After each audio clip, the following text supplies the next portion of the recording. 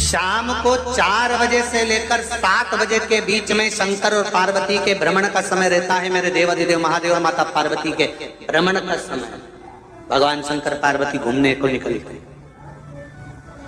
इसलिए हमारा सनातन धर्म कहता है शाम के समय पर माताओं को झाड़ू नहीं लगाना चाहिए, शाम के समय पर माताओं को चूड़ी बिछिया नहीं बदलना चाहिए, शाम के समय पर माताओं को मांग में सिंदूरा नहीं भरना चाहिए, शाम के समय पर माताओं को बाल नहीं बांधना चाहिए, शाम के समय पर माताओं को चौखट पर नहीं बैठना चाहिए। उसका कारण क्या है? क्योंकि पार्वती जी ने भगवान भोलेनाथ जी से कहा था कि तुम मुझे रोज शाम के समय प्रदोष काल में भ्रमण के लिए लेकर जाते हो, मेरे लिए आज्ञा क्या है? शंकर भगवान ने कहा सुनो पार्वती, मंदिर के अंदर नंदी रहता है, जाने वाला यात्री जब मंदिर में मेरा दर्शन करने आता है तो नंदी के कानों में कहकर जाता है कि शिव जी को मेरे यहाँ लेकर आना।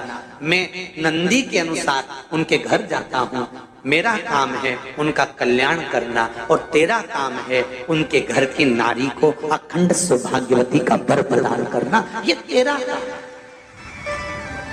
तब पार्वती माता ने कहा अखंड सौभाग्यवती होने का वर मैं तो दे दूंगी, पर उस समय पर माताएं चूड़ी बदल रही होगी, हाथ से चूड़ी निकाल रही होगी तो मैं वर कैसे दे सकती हूँ? मांग भर रही होगी तो मैं वर कैसे दे सकती हूँ? उस समय पर चूड़ी बिछिया बदला जा रहा होगा तो मैं वर कैसे दे सकती हूँ? उस समय पर झाड़ू लग रही होगी तो मैं लक्ष्मी को वहां कैसे भेज सकती हूँ? आप बताओ। तो शंकर भगवान ने कहा प्रदोष का समय एक ऐसा समय होता है, शाम का समय ऐसा होता है जिस समय पर केवल शंकर और पार्वती की आराधना का समय होता है।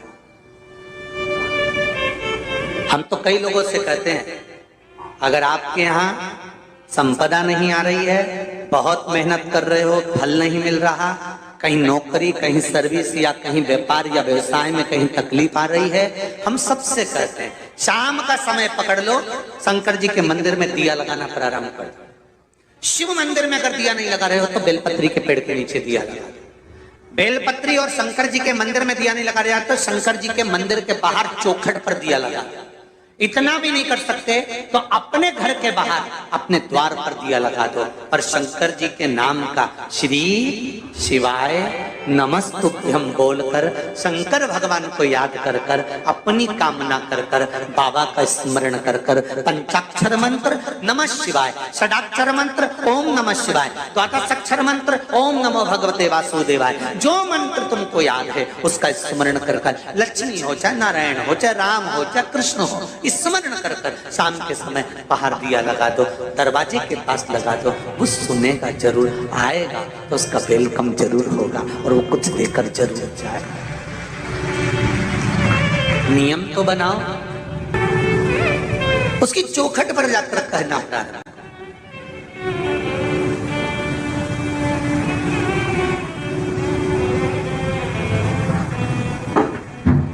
बृहस्पति महाराज ने कहा कि शाम का समय जो प्रदोष का समय होता है उस समय पर इंद्रदेव तुम शंकर जी की आराधना करो।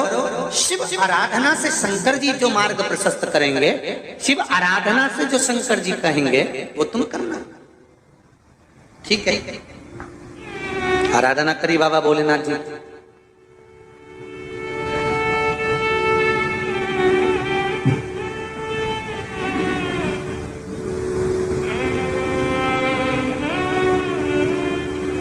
मालूम नहीं था इंद्रदेव को, बृहस्पति महाराज ने प्रदोष की महत्वता समझाई तो प्रदोष का समय जानकर शंकर जी पर 7 बेलपत्र प्रदोष के दिन इंद्र ने समर्पित कर दी बिना सोचे। कितनी बेलपत्र? 7। प्रदोष का व्रत करो चाहे ना करो, मंदिर में चढ़ी हुई बेलपत्र को उठा लो,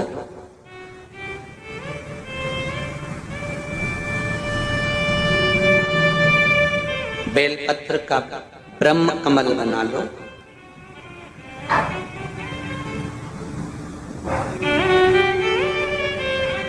ब्रह्म कमल का मतलब होता है डंडी बीच में रहे, आसपास पत्तियां रहे। 7 पत्ती का ब्रह्म कमल बनाकर, जैसे ये पत्तियां हैं एक जैसी रखी हुई हैं तो इसको फैला लिया 7 पत्ती को, आपस में फैलाकर ब्रह्म कमल बना लें।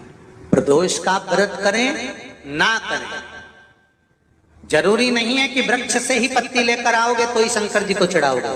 शिव जी पे से चढ़ी हुई उठाकर धोकर ब्रह्म कमल बनाकर बाबा से विनय कर कर, हे प्रभु आज मैं इस काम के लिए जा रहा हूं, बाबा मेरा यह कार्य है, बोलकर श्री शिवाय नमस्तुभ्यम बोलकर शिवलिंग पर समर्पित कर दो। दिन भर के प्रदोष व्रत का फल बाबा एक बेलपत्री समर्पित करने पर ही प्रदान कर देता है। शिव है। प्रदोष व्रत कर रहे हो उससे बढ़कर कोई प्रसन्नता नहीं, पर नहीं कर रहे तो प्रदोष के दिन या 12 महीने शिवरात्रि आती है। कर्पूर गौरम करुणावतारम। आप स्वयं कपूर की भांति हैं महाराज। कपूर जानते हो? अरे बोलो तो चमके। आरती में कब जलाया जाता है? जब आरती पूरी हो जाती है। कपूर क्यों जलाया जाता है? बोलते जाओ। कपूर जलाना क्यों जरूरी है? आरती में, यज्ञ में, अनुष्ठान में कपूर की क्या महत्व? कौन है ये कपूर? कपूर शंकर भगवान को कहा कर्पूर गौरम करुणावतार। आप कपूर की तरह श्वेत है, पर कपूर की तरह आप हैं, क्योंकि कपूर है क्या? जब भगवान राम और कृष्ण ने यज्ञ किया, देवताओं ने आवृत्त यज्ञ किया।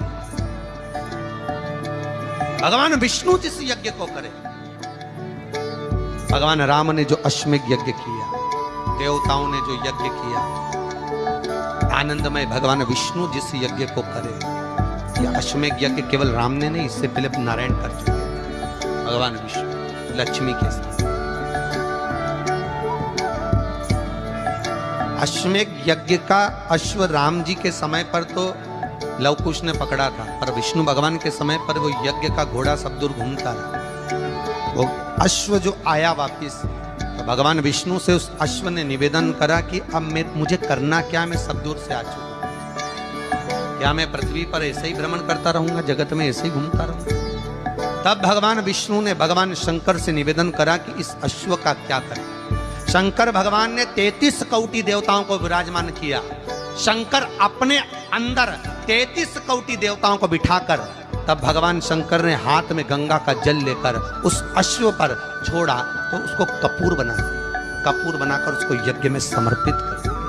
भगवान विष्णु से कहा, सुनो विष्णु, यज्ञ की पूर्ण आहुति पर यह कपूर के रूप में ये अश्वमेध यज्ञ के अश्व को दान दिया गया है।